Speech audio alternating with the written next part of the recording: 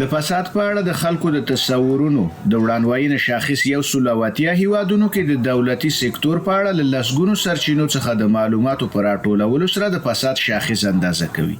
د 2021 کال د روڼتیا د نړیوال سازمان راپور ښيي چې د نړۍ په 80% هیوادونو کې په تیرو 10 کلونو کې د فساد په کچه کې کومه بهترینه دراغلي او یوازې 15 هیوادونو د فساد پر وړاندې مبارزه کې ښه پرمختګ کړی.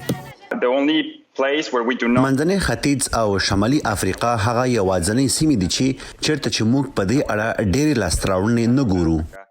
د امریکا، کاناډا او استرالیا په ګډون یو شمېر لویدیځو ولسواکو هیوادونو کې د فساد پر وړاندې مبارزې پر شاتګ کړي.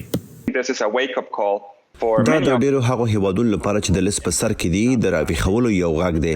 دا حالت له دوی خپل ادارو ته د پام کولو او د اختلاس د ستونزې حلولو غوښتنه کوي.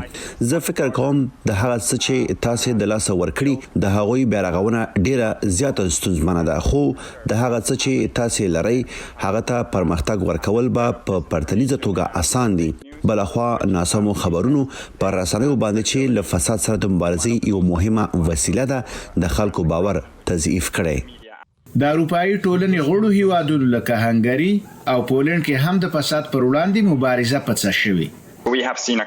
موږ د مطبوعاتو پر ازادي بندیزونه ولیدل، موږ په علمي ازادي بندیزونه ولیدل، موږ ولیدل چې ځینې پوهنتونونه د ځینو هیوادونو پرېښودو ته اړ شول. سومالیا، سوریه او جنوبي سودان د روڼتیا سازمان د فساد د شاخص د لیست په اخر کې دي.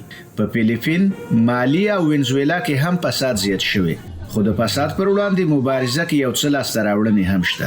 د بالتیک هیوادونو استونیا او لاتویا او ورسره ارمنستان په دې اړه د پام وړ لاسته راوړنې لري. هغه هیوادونه چې د خلکو د مظاهرو او احتجاجونو له امله پکې حکومتونه پرځول شوي اوس سمونپاله حکومتونه لري. هغه یقینا د فساد په وړاندې مبارزې ته ژمن دي. د روڼتیا نړیوال سازمان د احصایو ترمنځ روښانه اړیکه موندلې. هغه ځایونو کې چې د خلکو حقونه او ازادیان نړیږي هلته ولسواکي د زوال پر لوري سي، استبداد زیاتیږي او دا کار زیات فساد ته لار هواروي. احمد الله چوال، آشنا تلویزیون، واشنگټن.